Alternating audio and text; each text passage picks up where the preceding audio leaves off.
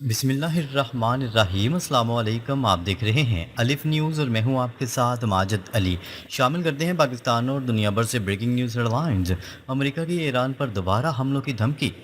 امریکی وزیر دفاع پیٹ ہگزتھ نے ایران پر ایک بار پھر حملوں کی دھمکی دیتے ہوئے کہا ہے کہ امریکی فوج پر حملہ ہوا تو ایران کو سخت جوابی کارروائی کا سامنا کرنا پڑے گا۔ میڈیا سے گفتگو کرتے ہوئے انہوں نے کہا کہ ایران کے اندر یا آبنۂ ہرمز میں فوجی کارروائی کا آپشن موجود ہے۔ آبنۂ ہرمز پر امریکہ کا مکمل کنٹرول اور ناکہ بندی انتہائی مؤثر ہے۔ ایران کے خلاف معاشی دباؤ اس وقت زیادہ مؤثر ثابت ہو رہا ہے۔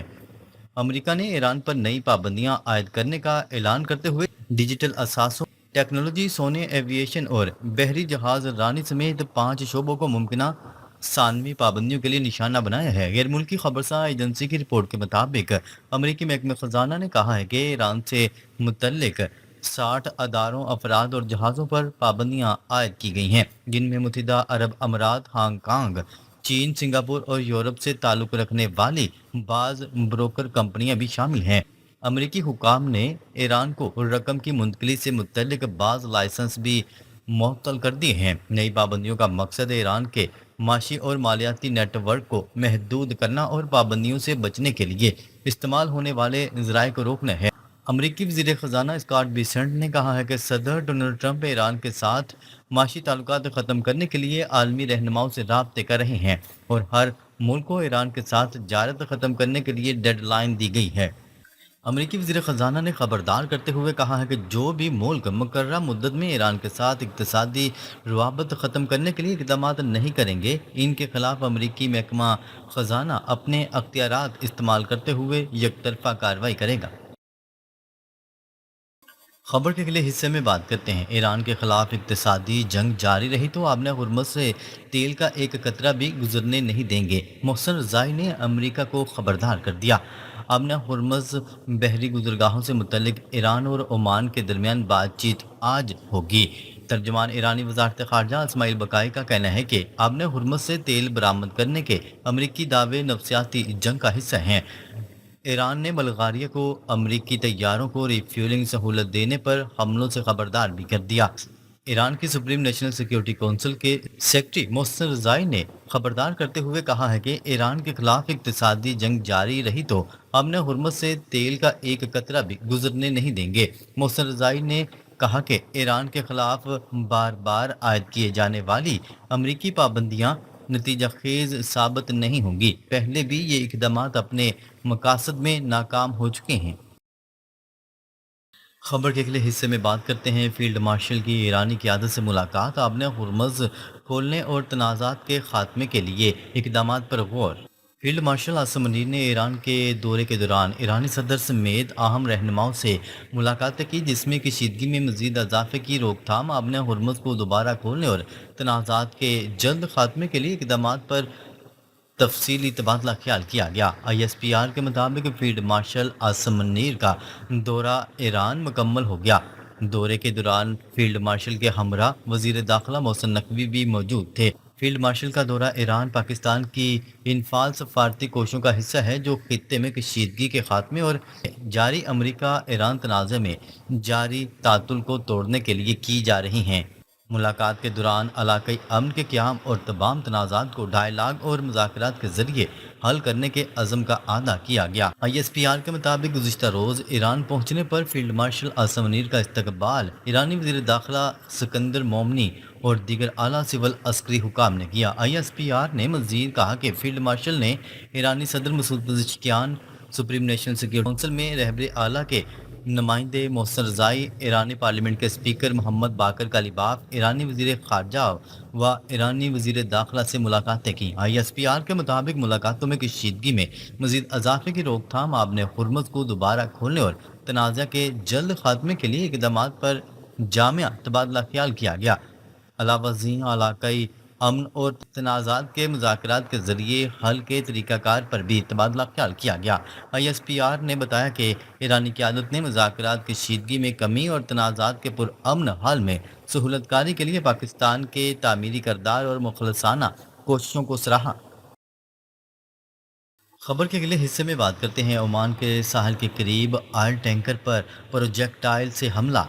ओमान के साहल के करीब ऑयल टैंकर पर प्रोजेक्टाइल से हमला किया गया, जिसके नतीजे में जहाज़ नाकारा हो गया। बरतानवी मेरी टाइम ट्रेड ऑपरेशंस एजेंसी का कहना है कि हमले के बाद जहाज़ के इंजन रूम को नुकसान पहुंचा है, जबकि अमला महफूज है। गैर मुल्की मीडिया की रिपोर्ट के मुताबिक हमले के बाद फौरी किसी माहौलियाती नुकसान या तेल के रिसाव की इतलात सामने नहीं आई। याद रहे कि इससे कबल अमरीकी सदर डोनाल्ड ट्रंप ने ओमान को आबने हुर्मुज़ में अमरीकी कोशिशों में मुदाखलत पर हमले की धमकी दी थी। अमरीकी सदर डोनाल्ड ट्रंप ने ओमान को शदीद धमकी देते हुए कहा था कि अगर आबने हुर्मुज़ में अमरीकी कोशिशों में मुदाखलत की गई तो शदीद बमबारी करेंगे। ये धमकी ऐसे वक्त में सामने आई जब ईरान के साथ मुज़ाकरात के लिए दी गई 2 माह की मोहलत ख़त्म हो चुकी है और किसी मुआहदे के आसार नज़र नहीं आ रहे। खबर के अगले हिस्से में बात करते हैं मसला फ़लस्तीन का दो रियासती हल। चीनी सदर का अहम बयान सामने आ गया। चीनी सदर शी जिनपिंग ने अपने बयान में कहा है कि फ़लस्तीन का मसला हल करने के लिए 4 असूल ज़रूरी हैं। पहला ये कि किसी सियासी समझौते को तरजीह देकर मसले का दो रियासती हल निकाला जाए। गैर मुल्की ज़राए अबलाग की रिपोर्ट के मुताबिक चीनी सदर शी जिनपिंग का कहना था कि मगरबी किनारे और जंग के बाद के गजा में रहने वाले फ़लस्तीनी अवाम पर हुकूमत फ़लस्तीनी ही करें। उन्होंने कहा है कि तीसरा असूल ये है कि इंसानी हमदर्दी के असूल का ख्याल रखा जाए और शहरियों की हफाजत का इंतज़ाम किया जाए, और चौथा ये कि इंसाफ और बराबरी को मलहूज़ ख़ात रखा जाए। दूसरी जानिब खित्ते की बदलती हुई सूरत हाल में चीन और पाकिस्तान की शराकत दारी मरकजी हैसियत अख्तियार कर गई हैं। भारत के बालादस्ती के ख्वाब चकनाचूर हो गए।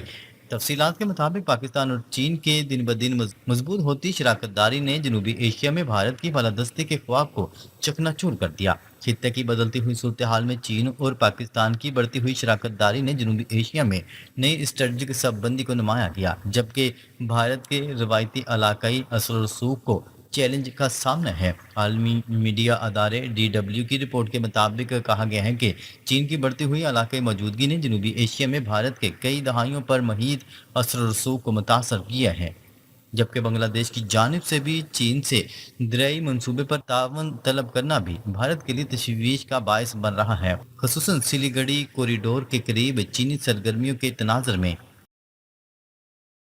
खबर के अगले हिस्से में बात करते हैं ईरान 20 साल तक जंग लड़ने के लिए तैयार है, जनरल अमीर हातमी। ईरानी फौज के सरबराह जनरल अमीर हातमी ने कहा है कि ईरान 20 साल तक भी जंग लड़ने के लिए तैयार है। ईरानी फौज के सरबराह जनरल अमीर हातमी ने कहा है कि दुश्मन को किसी सूरत कामयाब होने नहीं देंगे, ईरानी सरजमीन को दुश्मन की साजिशों का मैदान नहीं बनने देंगे। जनरल अमीर हातमी का कहना था कि हर जारहियत का दंदान चिकन जवाब देंगे, ईरान की खुद मुख्तारी और कौमी सलामती पर आंच आने नहीं देंगे, दुश्मन को नाकाम बनाकर शिकस्त का मजा चिखाएंगे। खबर के अगले हिस्से में बात करते हैं अमेरिका ने शाम को रियासती दहशतगर्दी की सरपरस्त ममालिक की फहरिस्तें निकाल दिया। वाशिंगटन के इस इकदाम से शाम पर कई दहाइयों से आयद एक अहम पाबंदी ख़त्म हो गई, जिसने मुल्क में गैर मुल्की सरमायाकारी और इक़्तिसादी सरगर्मियों को शदीद मुतासर किया था। अमरीकी महकमा खारजा ने शाम को फहरिस्त से निकालने के साथ साथ अल नसर फ्रंट, जिसे बाद में हयात तहरीर अल शाम के नाम से जाना गया, को आलमी दहशतगर्द तंजीम करार देने की अपनी नामजदगी भी ख़त्म कर दी। इसके बाद अमरीकी महकमा ख़जाना ने शाम के हवाले से बाज़ पाबंदियों में नरमी का अमल भी शुरू कर दिया। अमरीकी महकमा ख़जाना स्कॉट बेसेंट ने कहा है कि इस इकदाम से शाम में मज़ीद सरमायाकारी की हौसला अफजाई होगी और मुल्क में सियासी व माशी इस्तेहकाम को फ़रोग मिल सकता है। अमरीकी महकमा ख़जाना के मुताबिक शाम पर आयद पाबंदियों में नरमी सदर डोनाल्ड ट्रंप के इस वादे के मुताबिक की गई हैं, जिसमें उन्होंने शाम को इक़्तिसादी पाबंदियों से रिलीफ देने का ऐलान किया था। ताहम अमरीकी हुकाम ने वाज़ह किया है कि शाम को फहरिस्त से निकालने का मतलब ये नहीं कि वाशिंगटन दहशतगर्दी के ख़िलाफ़ अपनी पॉलिसी तब्दील कर रहा है। अमरीकी हुकाम ने कहा है कि शाम में ऐसे अफराद और ग्रोहों के खिलाफ कार्रवाई जारी रहेगी जो दहशतगर्दी या गैर कानूनी सरगर्मियों में मुलव्वस पाए जाएंगे। ख्याल रहे कि तहरीर अल शाम का साबिक नाम अल नसर फ्रंट था। ये तंजीम माजी में अलकायदा की शामी शाख के तौर पर काम करती रही थी। तहम 2016 में इसने अलकायदा से ताल्लुक़ ख़त्म करने का ऐलान किया और बाद में अपनी शनाख्त और सियासी मौक़िफ़ में तब्दीली लाने की कोशिश की। अमेरिका ने रवां साल जुलाई में ही शाम को रियासती दहशतगर्दी की सरपरस्त ममालिक की फहरिस्त से निकालने के ارادے کا اعلان کیا تھا۔ یہ اقدام شام کے موجودہ صدر احمد الشرع کی حکومت کے ساتھ امریکی تعلقات میں ممکنہ تبدیلی اور واشنگٹن کی جانب سے دمشق کو اقتصادی و سیاسی طور پر آگے بڑھنے کا موقع دینے کی کوشش کے طور پر دیکھا جا رہا ہے۔ ناظرین، اب تک کے لیے اتنا ہی۔ مزید خبریں لے کر بہت جلد آپ کی خدمت میں حاضر ہوں گے۔ تب تک کے لیے اپنا خیال رکھیے گا۔ اللہ نگہبان۔